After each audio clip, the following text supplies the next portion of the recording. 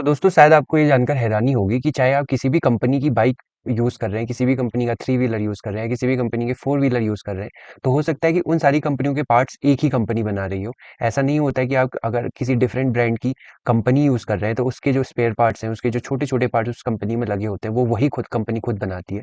तो कंपनियां ऐसा कभी नहीं करती हैं। वो क्या करती हैं, अपने जो भी छोटे छोटे पार्ट जो उनको बल्क में बनाने होते हैं, वो उसका ऑर्डर एक ऐसी कंपनी को दे देती है जिसका काम ही होता है दूसरी कंपनियों के लिए स्पेयर पार्ट्स को क्या करना, मैन्युफैक्चर करना। तो आज हम जिस कंपनी की बात कर रहे हैं उसका नाम है उनो मिंडा। और इस कंपनी के Q4 के रिजल्ट आ गए हैं, तो चलिए देखते हैं कि इनके क्वार्टरली रिजल्ट में क्या क्या चेंजेस आए हैं। तो हम लोग पहले शुरुआत करते हैं इनके अबाउट सेक्शन से।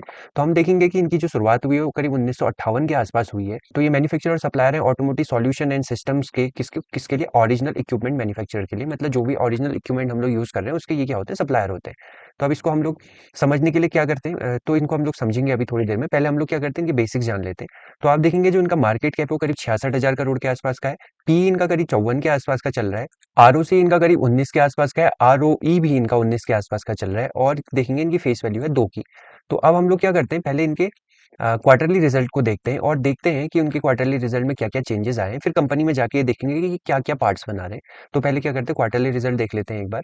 तो आप देखेंगे कि क्या कर रहे हैं, जहां मार्च 2025 में इन्होंने 4,500 करोड़ के आसपास की सेल्स करी थी, वही सेल्स अभी बढ़ के हो गई है 5,300 करोड़ के आसपास की। सेम टाइम पे जहां इन्होंने 4,000 करोड़ की क्या करे थे, एक्सपेंस करे थे लास्ट मार्च में, इस बार वो हो गए 4,700 करोड़ के आसपास। तो इससे क्या हुआ, इनका ऑपरेटिंग प्रॉफिट 527 करोड़ से बढ़ के इस बार क्या हो गया, 603 करोड़ के आसपास का हो गया है। लेकिन ये बात समझने की है कि इनका ऑपरेटिंग प्रॉफिट मार्जिन इस बार 1% से ड्रॉप हुआ है। जो लास्ट ईयर 12% था वो इस बार 11% का हो गया है। तो इसके बाद आप देखेंगे कि इनकी जो other income last year 62 CR की थी वो इस बार बढ़ के 70 सीआर की हुई है। और इंटरेस्ट इन पे 41 सीआर का था लास्ट ईयर, और वही इंटरेस्ट इस बार बढ़ के इन पे हो गया 45 सीआर के आसपास का। डेप्रिसिएशन जो 165 करोड़ का था लास्ट ईयर, वो इस बार हो गया 192 करोड़ का। तो इन सारी चीजों का मोटा मोटा ये कैलकुलेशन निकला। तो लास्ट ईयर जो 384 करोड़ का इनका प्रॉफिट बिफोर टैक्स था, वही प्रॉफिट बिफोर टैक्स इस बार 436 करोड़ के आसपास का हो गया है। तो अब क्या होता है, कोई भी कंपनी के प्रॉफिट पे टैक्स पड़ता है जो उसको सरकार को देना होता है। तो लास्ट ईयर इन्होंने क्वार्टरली बेसिस पे 25% का टैक्स दिया था, और इस बार वही टैक्स इन पे है 19% का। तो इससे क्या हुआ है, टैक्स कम लगा है, तो ये क्या करेगा, इनके नेट प्रॉफिट में डिफरेंस लाएगा। तो नेट प्रॉफिट जहां लास्ट ईयर 289 सीआर का था मार्च क्वार्टर का, इस बार वो हो गया है 352 करोड़ के आसपास का। तो आप देखेंगे कि जो नेट प्रॉफिट में है करीब करीब 60 करोड़ के आसपास का क्या है, इंक्रीज आया है क्वार्टर एंड क्वार्टर बेसिस पे। तो अब हम लोग क्या करते हैं, इनके हम लोग वेबसाइट पर जाते हैं और देखते हैं कि ये लोग, जो मैं बोल रहा हूँ कि डिफरेंट डिफरेंट कंपनी के लिए डिफरेंट डिफरेंट पार्ट्स बनाते हैं, तो वो क्या पार्ट्स बना रहे हैं। तो सबसे पहले शुरुआत करते हैं फोर व्हीलर से। ये उनो मिंडा कंपनी की वेबसाइट है। तो आप देखेंगे ये लोग क्या कर रहे हैं, ये ऑटोमोटिव मतलब गाड़ियों की लाइट बना रहे हैं, गाड़ियों के एलॉय व्हील बना रहे हैं, ऑटोमोटिव स्विचेस बना रहे हैं, गाड़ियों के हॉर्न्स बनाते हैं। इसके अलावा आप देखेंगे कि गाड़ियों के जो स्पीकर्स होते हैं, इंफोटेनमेंट सिस्टम्स होते हैं, तो ये सारी चीजें ये क्या कर रहे हैं, कंपनीज के लिए मैन्युफैक्चर कर रहे हैं। तो ये किसी स्पेसिफिक कंपनीज के लिए नहीं, इनको क्या करती हैं, अलग अलग कंपनियां अपनी प्री कंडीशंस देती है कि हमको इस तरीके की चीजें चाहिए और इतने अमाउंट में चाहिए। तो ये क्या करती है, उनके लिए वो सारी चीजें मैन्युफैक्चर करती है।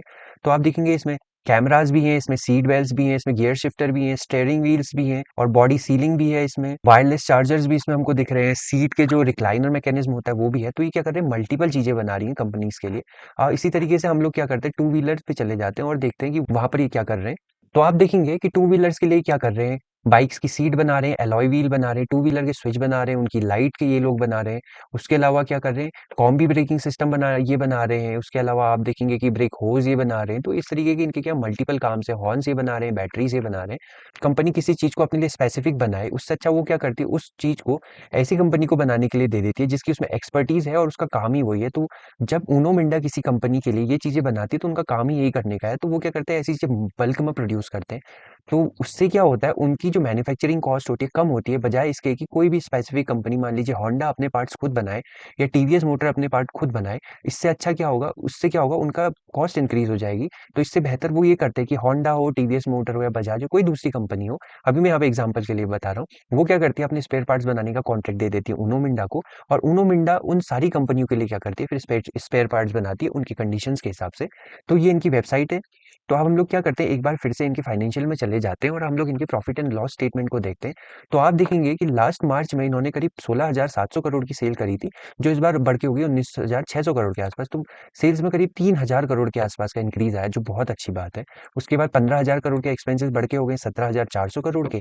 तो क्या है, एक्सपेंसेस में भी करीब करीब 1,500 करोड़ के आसपास का इंक्रीज आया है। तो लास्ट ईयर जो ऑपरेटिंग प्रॉफिट 1,874 करोड़ का था, वही ऑपरेटिंग प्रॉफिट इस बार 2,251 करोड़ के आसपास का पहुंच गया है। और आप देखेंगे कि इन इनका जो ऑपरेटिंग प्रॉफिट मार्जिन कितना कंसिस्टेंट है, करीब 2020 से लेके अभी तक ये 11% के ऑपरेटिंग प्रॉफिट मार्जिन पर ट्रेड कर रहे हैं। मतलब उन्नो मिंडा जो 100 रुपए का सेल करता है उसमें तो 11 रुपए क्या करता है, प्रॉफिट कमाता है। तो ऑपरेटिंग प्रॉफिट मार्जिन का ये मतलब होता है, सिंपल सा।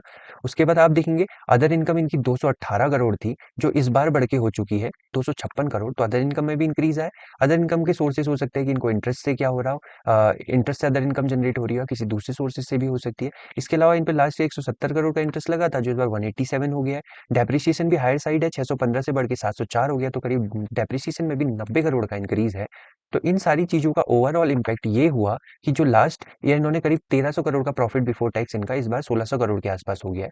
तो यहाँ पर हमको, तो देखिए इंटरेस्ट और डेप्रिसिएशन कहीं ना कहीं अगर हायर साइड पे है तो कंपनी की क्या कर देते हैं, उनका जो प्रॉफिट है उसको क्या करेंगे, रिड्यूस करेंगे हमेशा। तो लास्ट ईयर 22% का टैक्स, इस बार 21% का रहा।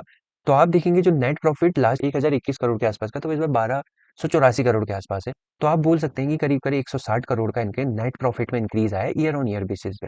तो हमको देखने वाली चीज क्या मिल रही है कि जहां पर हमारा ऑपरेटिंग प्रॉफिट लगभग लगभग आप बोल सकते हैं 375 से 400 करोड़ के आसपास का उसमें इंक्रीज था, लेकिन वही क्या हुआ, नेट प्रॉफिट में आते आते करीब 250 करोड़ के आसपास का बच गया। तो ये सारी चीजें कहाँ पर कम हुई, ये सारी चीजें कम हुई इंटरेस्ट में, डेप्रिसिएशन में और अदर इनकम में, सारी चीजों का रोल रहता है। तो अब हम लोग आगे बढ़ते हैं और इनकी बैलेंस शीट पर नजर मारते हैं और देखते हैं कि वहां पर क्या चेंजेस आए हैं। तो देखेंगे कि जो 5,600 करोड़ के रिजर्व थे, वो रिजर्व बढ़ के हो गए 6,700 करोड़ के। सेम टाइम पे बोरोइंग्स भी बढ़ी है, 2400 करोड़ से इस बार 2700 करोड़ के आसपास हो गई है। उसके अलावा current work in progress 730 crore से बढ़ के 739 करोड़ का हो गया है। तो ये इनकी मोटा मोटा बैलेंस शीट की चीजें थी। अब हम लोग क्या करते हैं, इनकी शेयर होल्डिंग पैटर्न पे चले जाते हैं और देखते हैं कि वहां क्या चेंजेस आए हुए हैं। तो आप देखेंगे कि प्रमोटर्स क्या है, 70% से घट के हो गए 68.3%। प्रमोटर्स में डिक्रीज आया करीब 1.7% का। एफ आई 6.5 से हो गए 8.9%। तो एफ आई में करीब आप बोल सकते हैं 2.4% का इंक्रीज आया है। डी आई 17.1% से 16.8% है। तो डी आई में जो डिक्रीज है 0.2% का है, जो कि नॉमिनल है। इसके अलावा पब्लिक की शेयर होल्डिंग 6.3 से डिक्रीज होके हो गई 5.7। तो पब्लिक में भी वही 0.5% का क्या हुआ है, डिक्रीज आया है। तो इससे हमको जो बात देखने को मिल रही है वो ये देखने को मिल रही है कि जो प्रमोटर्स के शेयर्स हैं, प्रमोटर्स के शेयर्स में जो डिक्रीज आया वो कहाँ चला गया, वो एफआईज में चला गया। और जो डीआईज में भी डिक्रीज आया वो भी कहाँ आ गया, वो भी एफआईज ने सारा ले लिया है। तो इस तरीके से क्या हुआ है, शेयर्स का transfer strong hold to strong hold ही हुआ है। तो हम लोग क्या करते हैं, एक बार इनके प्राइस को भी देख लेते हैं कि लास्ट 3-4 साल में उसका में किस तरीके का चेंजेस आया है। तो देखेंगे ये इनका प्राइस चार्ट है। तो आप देखेंगे कि लास्ट 5 ईयर में जो इनका लो था वो था करीब 280 के आसपास का, और लास्ट 5 ईयर में इनका जो हाई है वो करीब 1300 के आसपास का है। तो आप बोल सकते हैं इन्होंने क्या करा, 5 साल में अपना जो स्टॉक प्राइस है उसको 6 गुना बढ़ा दिया। तो सेम टाइम पे अगर हम लोग इसमें चार्ट पैटर्न देखने की कोशिश करें तो आप देखेंगे कि इसमें different different chart pattern form हुए डिफरेंट डिफरेंट टाइम पीरियड पर। तो आप यहाँ पर देखेंगे तो इसमें एक ये हमको यहाँ पर inverted head and shoulder pattern बनते हुए दिख रहा। तो ये उसका क्या है, आप बोल सकते हैं शोल्डर है, ये एक बड़ा सा हेड है और उसके बाद ये फिर से क्या है, शोल्डर है। और उसके बाद इसने इस इन्वर्टेड हेड एंड शोल्डर का ब्रेकआउट भी दिया था। और ब्रेकआउट देने के बाद इसने क्या करा था, ऊपर को एक अच्छी खासी डिस्टेंस भी ट्रेवल करी थी। और जब ये ऊपर गया तो आप यहाँ पर देखेंगे, यहाँ पर इसने फिर से एक पैटर्न बनाया। तो आप इसको क्या बोल सकते हैं, ये इसका फर्स्ट टॉप था, ये इसका एक सेकंड टॉप था, इसका एक थर्ड टॉप था। तो इस तरीके से इसने एक ट्रिपल टॉप का फॉर्मेशन भी यहाँ पर किया था। और अगर आप यहाँ नीचे देखेंगे तो आप इस जोन के आसपास देखेंगे इसने क्या करा था, बड़ा सा राउंडिंग कर्व बनाया था, फिर एक और कर्व बनाया था, और उसके बाद यहाँ पर कहीं ना कहीं इसने एक, ये आप बोल सकते हैं जो इसका ये पैटर्न है। तो यहाँ पर ये क्या था, एक कप का फॉर्मेशन था, यहाँ पर एक हैंडल का फॉर्मेशन था, इसने इसका ब्रेकआउट किया, रिटेस्ट देने आया और उसके बाद ऊपर चला गया। तो इसमें क्या हुआ, 5 साल के टाइम पीरियड में मल्टीपल क्या हुए हमारे चार्ट पैटर्न फॉर्म हुए। लेकिन इन चार्ट पैटर्न पर आपकी नजर तभी पड़ेगी जब स्टेबिलिटी के साथ लंबे टाइम फ्रेम पर चीजों को देखने की कोशिश करेंगे। लेकिन अभी के ट्रेडर्स का माइंडसेट कुछ इस तरीके से काम करने लगा है कि उनको क्विक रिवॉर्ड चाहिए, उनको 1, 2 या 3 महीने में 10, 15, 20% मिल जाए, वो उससे खुश है। तो इससे क्या होता है, आपका माइंडसेट कहीं ना कहीं बिगड़ रहा है। आप क्या कर रहे हैं, शॉर्ट टर्म की लालच में पड़ रहे हैं। क्योंकि जब आप शॉर्ट टर्म में प्रॉफिट गेन करने की कोशिश करते हैं तो उस प्रॉफिट गेन के चक्कर में आपको क्या होता है, बार बार स्टॉप लॉस भी खाने होते हैं। तो होता यह है कि बुल रन के टाइम पे तो आपका अच्छा खासा प्रॉफिट बन जाता है, लेकिन बियर रन में आपको क्या होता है, multiple time stop loss hit करवाने होते हैं। जबकि सेम टाइम पीरियड में अगर आप लंबे या बड़े टाइम फ्रेम पर अगर ट्रेड करें और एक अच्छे टाइम फ्रेम चूज करने के बाद आप लोग अच्छे चार्ट पैटर्न देखें और कंपनी की बैलेंस शीट के साथ उसको मैच करें कि किस तरीके से बैलेंस शीट में इंप्रूवमेंट के साथ चार्ट में इंप्रूव हो रहा है, और उसके बाद आप ट्रेड करें तो आपको अच्छे खासे प्रॉफिट हो सकते हैं। तो पर आपको कंपनी के बिजनेस को समझना जरूरी है, उनके चार्ट पैटर्न को समझना जरूरी है, और इन्वेस्टर्स और पब्लिक की साइकोलॉजी को भी समझना जरूरी है कि वो किस तरीके से काम कर रहे हैं। तो इसके लिए आपको पेशेंस के साथ कंपनी में टाइम बिताना पड़ेगा। तभी आप क्या कर सकते हैं, उसमें लंबे टाइम के लिए होल्ड कर सकते हैं। तो इसलिए आपको कंपनी को डीपली रिसर्च करनी चाहिए। तो आप क्या करें, जब भी किसी कंपनी के बारे में पढ़ें, तो पहले तो आपको उसका बिज़नेस समझ में आना चाहिए। जब बिज़नेस समझ में आए, उसके बाद आपको उसके फाइनेंशियल देखने चाहिए, और जब आपको फाइनेंशियल समझ में आ रहे हैं कि वो अच्छे हैं या खराब हैं, उसके बाद आपको डिसीजन लेना चाहिए। वरना क्या होगा, मार्केट फॉल आने पर आपके माइंड में हमेशा ये पैनिक बना रहेगा कि मेरा स्टॉक अब वापस यहाँ से रिवर्स होने भी वाला है या नहीं। लेकिन अगर कंपनी के फंडामेंटल्स अच्छे हैं, कंपनी का बिज़नेस अच्छा है, कंपनी का बिज़नेस मॉडल अच्छा है, तो आपको पता है कि जब भी कंपनी का स्टॉक हमको फर्दर फॉल पर मिल रहा है, तो इसका मतलब है कि हमारे लिए एक अपॉर्चुनिटी की सिचुएशन है, ये नहीं कि हमको पैनिक करना है। तो ये कुछ बातें थी जो बताना ज़रूरी थी। तो आई होप आपको मेरा उनो मिंडा का एनालिसिस पसंद आया होगा। अगर आपको एनालिसिस पसंद आया तो वीडियो को लाइक ज़रूर करिएगा। तो चलिए मिलते हैं नेक्स्ट वीडियो में, तब तक अपना ख्याल रखिए।